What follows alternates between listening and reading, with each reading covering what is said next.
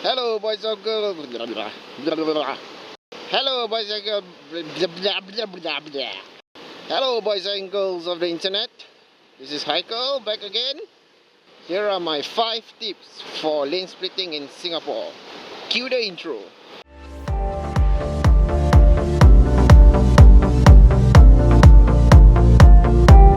So you guys are lane splitting like me right now. You know, you guys are riding. These tips are more for those newbies who have just attained their class 2B. My first tip for lane splitting in Singapore is always to maintain a few distance between yourself and the bike in front of you. The distance depends on the speed that you are currently riding or the speed you are currently lane splitting at. Like for my case right now, 2 to 3 bike length is enough. But at higher speeds, you might want to increase that number of bike length, because the faster you are in terms of speed, the more braking distance you need in order to achieve a full stop, or even just to slow down up to a particular speed.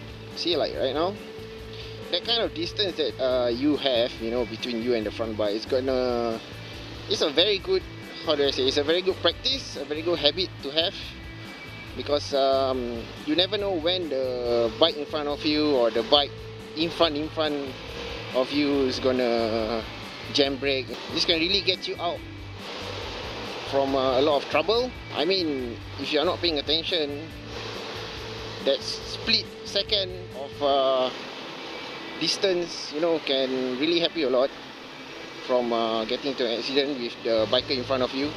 My tip number 2 will be, you know, always to look ahead in terms of traffic. You know, as you are maintaining your distance, do not focus on the tail light, or do not focus on the bike that is currently right in front of you.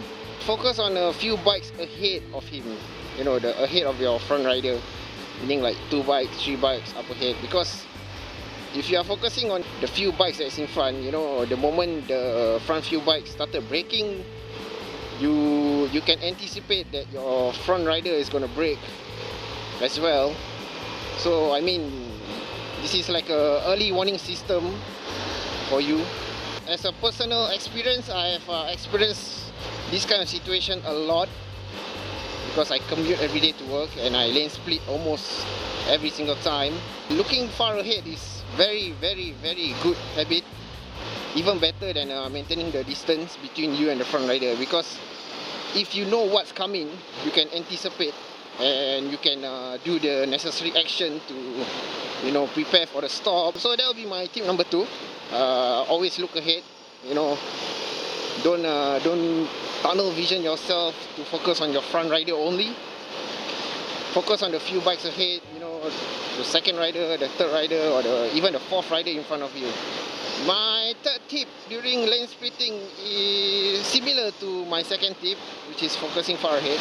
But this time, instead of focusing on the rider that's, you know, a couple of bikes away from you, focus on the cars on your left and right while you are lane splitting.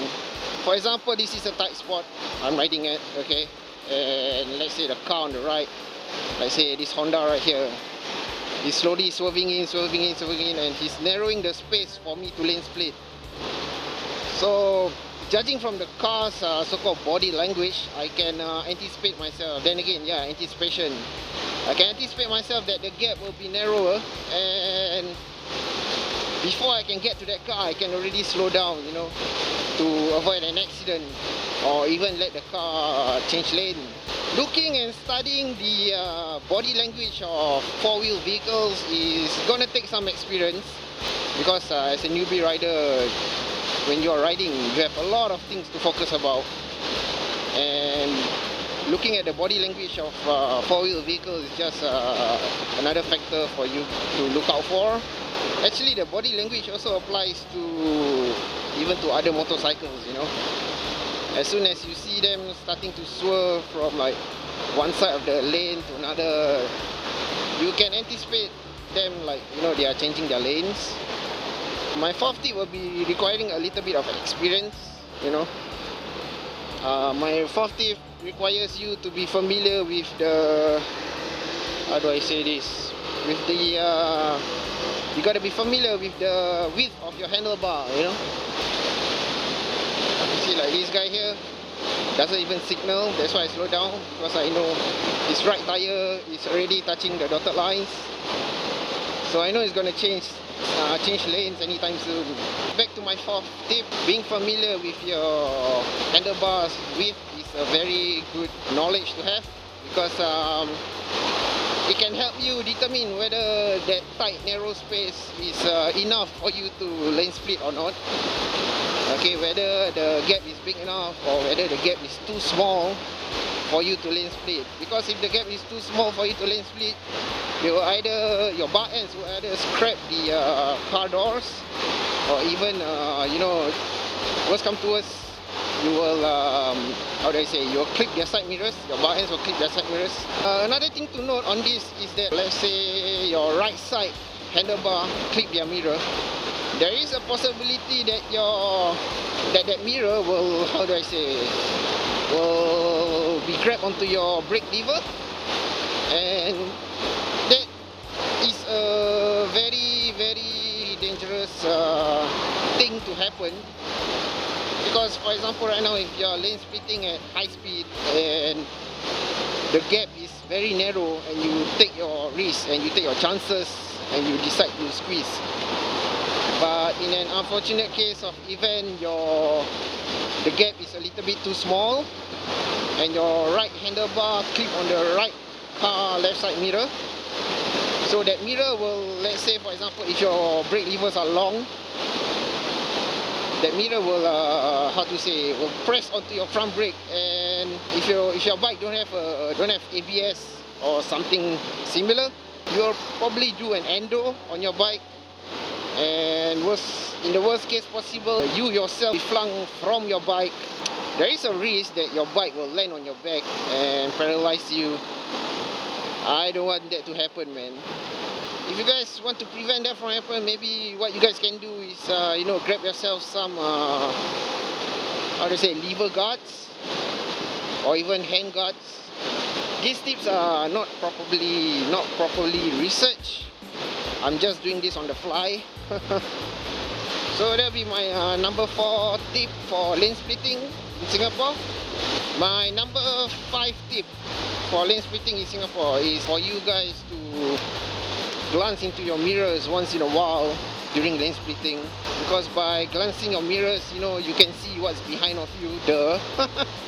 But at the same time, if you guys are quite new to lane splitting, you know, your speed during lane splitting will tend to be slower than those experienced riders, and because of that, you might, what some people call road hogging, you know, even though you are lane splitting. But some of the experienced riders like myself will consider you guys as road hogging, because I mean, we are motorcycles, we lane split to get to our destination faster.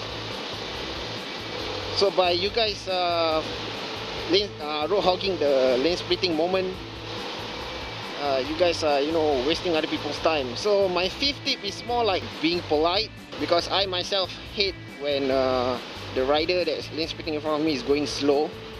I mean, yeah lah, slow is safe lah, but that is not always the case. This BM, hey, thank you very much.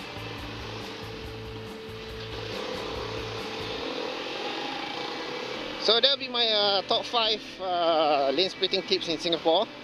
Oh yeah, one other thing, if your bike has hazard lights, you know, or you guys have a hazard light adapter, it'll be a good practice for you guys to on your hazard lights while lane splitting, especially when it's raining, because you will increase your visibility during lane splitting.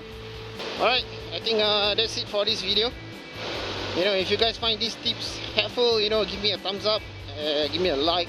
If you guys dislike it, you know, give a dislike and then tell me why you don't like it. If you yourself is a rider in Singapore and you have more tips other than these 5 tips, you know, just list them down in the comments below. I like to know what kind of other tips there are for lane splitting in Singapore. So that's it. See you guys in the next one then. Bye.